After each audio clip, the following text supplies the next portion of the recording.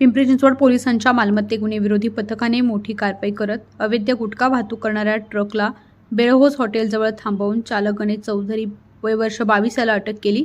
MH12 Aryan 3203 या ट्रकमध्ये पंचासमक्ष तपासणी केल्यावर 11,41,900 रुपयांचा अवैध गुटखा आढळला। तर ताब्यात घेतलेला टाटा कंपनीच्या कंटेनर ट्रकची किंमत 25 लाख रुपये असून एकूण 36,48,900 रुपयांचा मुद्देमाल जप्त करण्यात आला। आरोपीवर भादवी आणि खाद्य सुरक्षा कायद्यानुसार गुन्हा दाखल आहे। ही कारवाई वरिष्ठ पोलीस निरीक्षक विजय धुमाळ यांनी केली आहे। सर, आपल्या पथकाने अवैधरित्या गुटखा तस्करीची मोठी कारवाई करण्यात आलेली, नक्की काय प्रकार होता, कशा पद्धतीने कारवाई केली? काल दिनांक 2 डिसेंबर 2025 रोजी आमचे मालमत्ता गुन्हे विरोधी पथक गुन्हे शाखा पिंपरी चिंचवडचे अधिकारी PSI खांडे व SA लोखंडे यांना गोपनीय बातमी मिळाली की पुणे मुंबई या हायवेवरून एका ट्रकमधून प्रतिबंधित असलेला गुटखा या मालाची अवैधरित्या वाहतूक होणार आहे।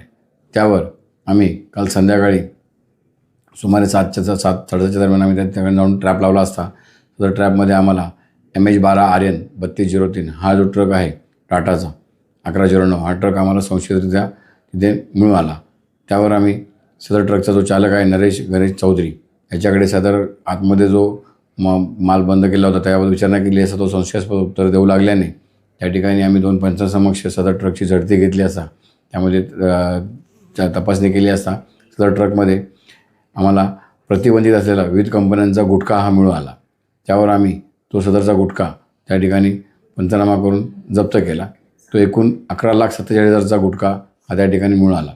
त्यावर आम्ही जो नरेश गणेश चौधरी जो वाहन चालक आहे त्याच्यावर आम्ही बावधन पोलीस ठाणे या ठिकाणी BNS कलम 123, 271, 272 व अन्न व सुरक्षा मानके कायदा यातील कलम 30 अन्वये आम्ही त्याच्यावर गुन्हा दाखल केलेला आहे आणि सदर गुन्ह्यामध्ये आम्ही 11,47,000चा गुटखा व ट्रक आहे 25 लाखाचा तो असा आम्ही एकूण 36 लाखाचा मुद्देमाल जप्त करण्यात आलेला आहे। यात आणखीन आरोपी निष्पन्न होण्याची शक्यता आहे का? नक्की यामध्ये आणखीन आरोपी निष्पन्न होण्याची शक्यता आहे। तपास चालू आहे। तपासात प्रगती केल्यानंतर आम्ही सदरचा गुटखा कुठून आला, कुठे जाणार होता याचा आम्ही अधिक तपास करीत आहोत।